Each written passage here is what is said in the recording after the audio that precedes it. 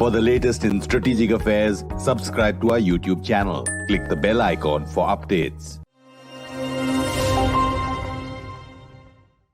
Did you know that Aadhaar has gone global? Did you know that 77 million foreigners have received a digital identity similar to Aadhaar? How come?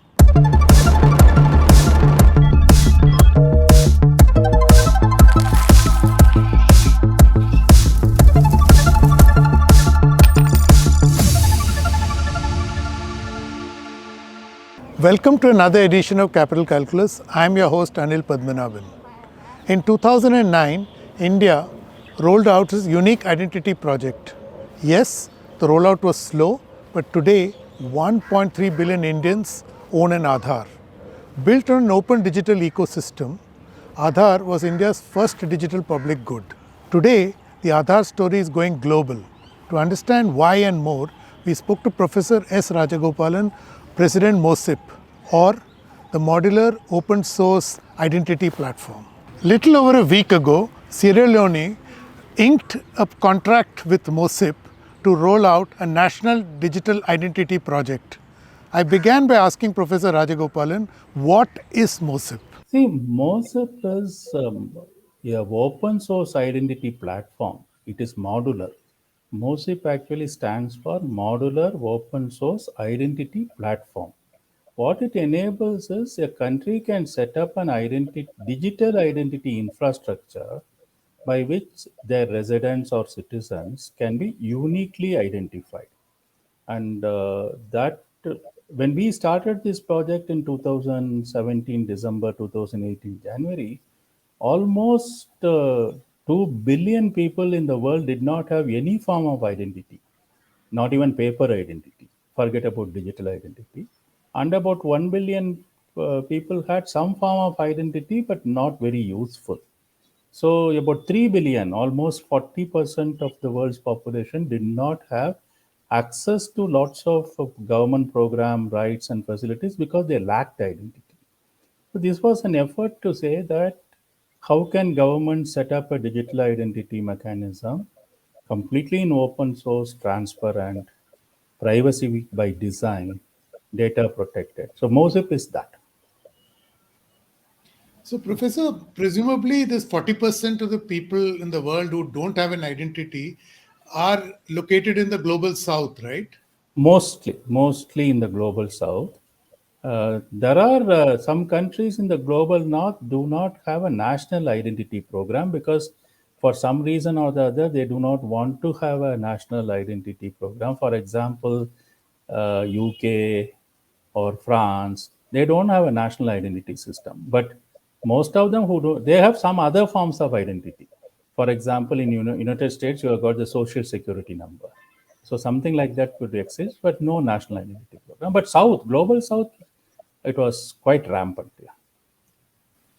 So, Professor Rajagopalan, the thing is that this is based, what you said, is on open source code. Yeah. So, I presume this is a digital public good. Can you explain very briefly to our viewers what exactly is a digital public good? You see, public good is a very concept from economics. If you really look at public good, is 100-year-old concept from economics, which has got two important criteria. One criteria is non-rivalrous. That basically means that because somebody is accessing a public good, it should not diminish the opportunity for someone else to access the public good. A classic example is air or river or something. Because I am breathing in the air, it does not diminish anybody else's requirement for breathing air. The second thing is it is non-exclusive. That basically means it should be capable of including everybody. So these were the norms for the public good in economic sense. In digital public good, it basically means in any digital platform or a product which meets these criteria is called digital public good. But there is one more criteria.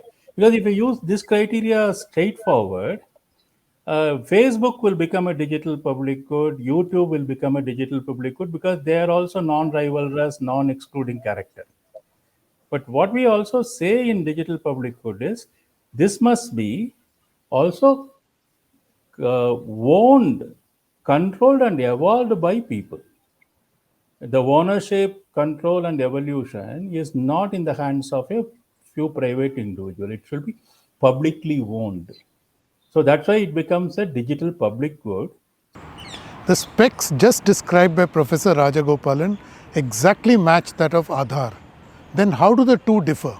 One is Aadhaar is still, as we speak, is proprietary product of the owned by Government of India. You can't see Aadhaar code in the public domain. You cannot see, you can, let's say, for example, if a country X wants to use Aadhaar, it has to talk to Government of India, and if Government of India desires, it can provide Aadhaar to that country. But it is not, it is proprietary still.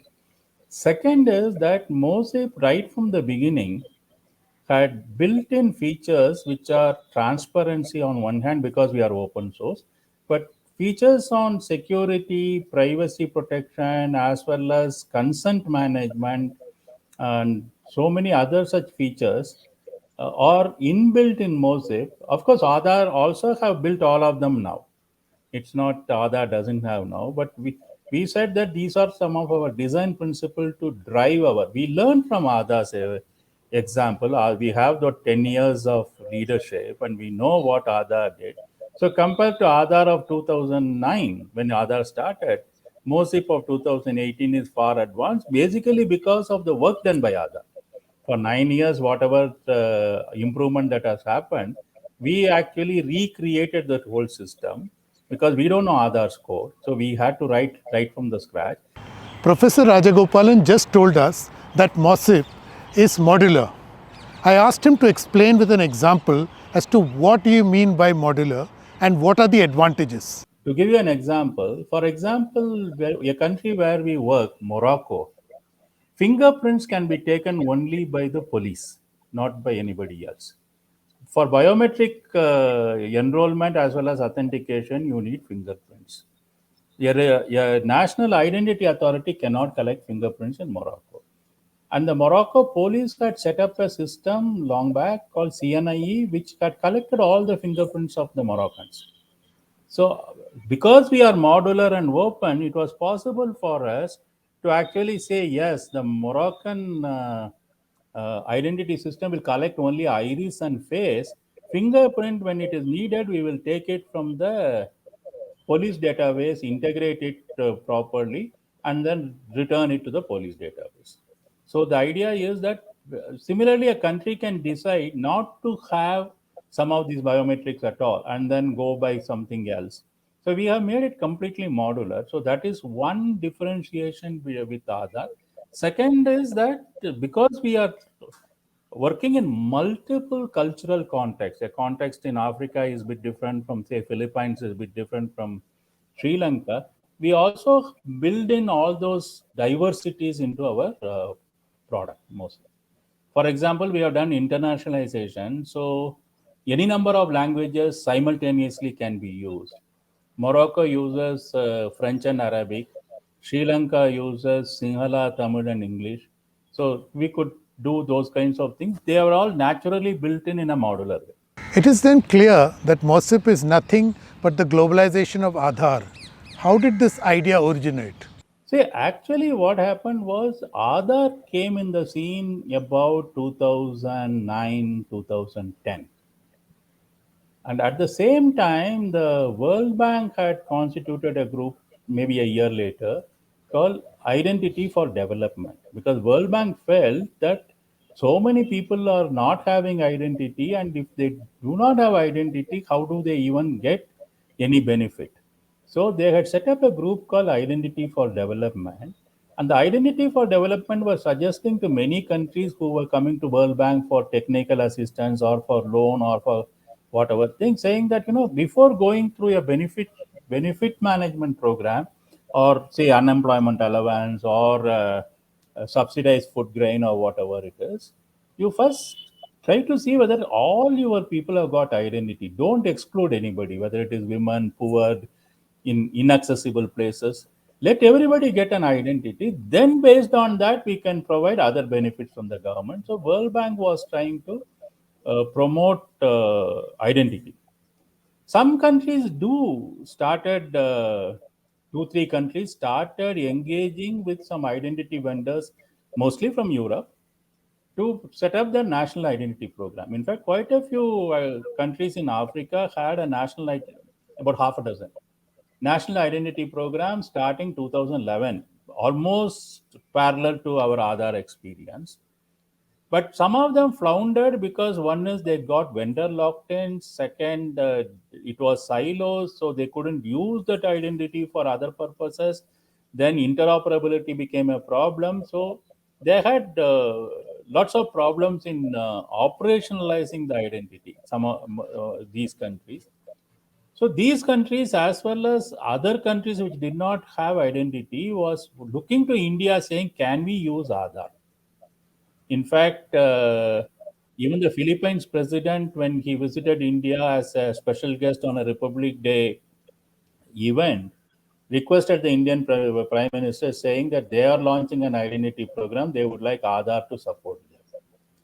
So, but for some reason, Government of India continued to view Aadhaar as a strategic asset for India and for Indians only, and was not willing to give Aadhaar to other countries.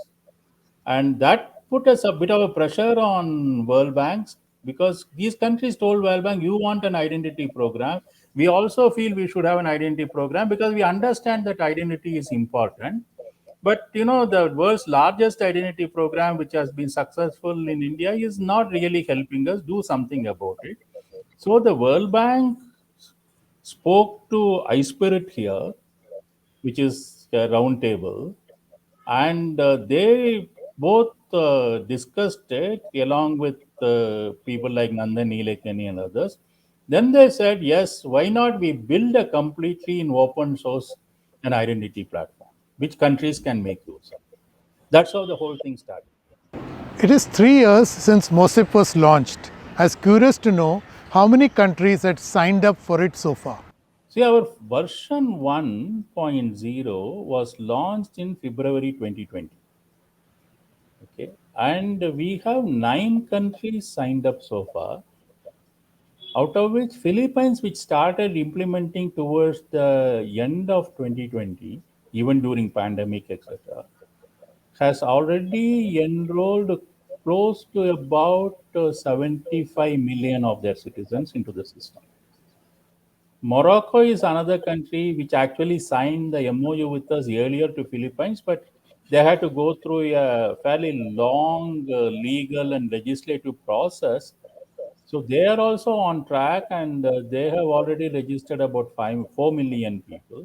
So there are, as I said, there are 5 countries which are having active rolling out program, and 4 countries are evaluating us in pilots, because before going to the national rollout they want to know what it takes to use MOSIP. It is clear then that Aadhaar is going global, with the government's blessings and not their support. Instead, it is being driven by a non-profit located in a university of international repute. How does then MOSIP guarantee data privacy and sovereign jurisdiction over data? See, what we do is we do not want or take access to any database of that country. While helping, the way it gets implemented is the platform has to be customized for the country, integrated with their data center hardwares and their field units, etc. So most countries engage a system integrator. The system integrator takes MOSIP, customizes it for that country, like for example French and Arabic, or that kind of customization and workflow customization, integrating with their data center communication network, etc. A system integrator does, and devices also. Like when you are collecting, say, fingerprint or iris, those devices have to be also integrated. So this integration is done by system integrators. We are behind the system integrator at all time in addressing the issues what the system integrator might bring. And what we do is that we actually sign an MOU with the country which says that we will support the country and its chosen system integrator for a period of 3 years after they roll out. In fact, we don't even say whom they should choose as system integrators. We have a very large list of MOSIP compliant device providers and MOSIP compliant system integrators. In the last 4 years, we have got about 70 such entities. So they can pick and choose from any one of them, float their RFP, their procurement process. So we actually help the country and system integrators to deploy the MOSIP platform and do the actual rollout and implementation. What does this ability to take Aadhaar global do for India's soft power arsenal? Traditionally, it has been defined around Bollywood, cuisine, art and music. Actually, India's soft power arsenal started introducing our capacity to develop bespoke software, maintain it remotely or on site from the 80s onwards. The growth of companies like TCS, Infosys, Wipro, that showcased the capacity of India to the commercial world. Let me put that. So there was a belief that yes, if it comes to software, Indians can deliver. After the success of Aadhaar, I would not only talk about success of Aadhaar as one single case, but the whole infrastructure built around it. How easy it became for people to do KYC, how easy for money transfers, how easy for accessing ration or whatever. So the whole infrastructure built on top of the Aadhaar to deliver public services actually attracted attention of many countries. They said, yeah, if and so, combined with that example and the belief that Indians could write software and deploy and maintain, gave a kind of a fillip to programs like MOSIP. Not only MOSIP, you have DigiWalk also. DigiWalk, which was a vaccination certification program, was adopted fairly easily by 3 more countries, I think. So they adopted it because now there is a belief in the world that India can build people scale system, millions, billion, whatever number is required. It's not merely, so in the 80s to 2000, 2010, I would say the strength of India was known to the commercial world. The top 500, Fortune 500 kind of people knew what India is capable of. But post 2010, I would say that government started realizing what India is capable of. Professor Rajagopalan just shared a terrific insight with us. Over the last 3 decades, India has managed to woo 2 key global stakeholders. The private sector was won over by outsourcing, and now digital public goods like Aadhaar are wooing the governments. It is now easy to understand as to why global interest in India is peaking. Thank you for watching. Don't forget to subscribe to Strat News Global on YouTube. Hit the bell icon so that you don't miss any updates. And please do share your insights, ideas and comments with us. You can reach me on Twitter at Capital Calculus. I'll be back next week with another episode. Till then, stay safe.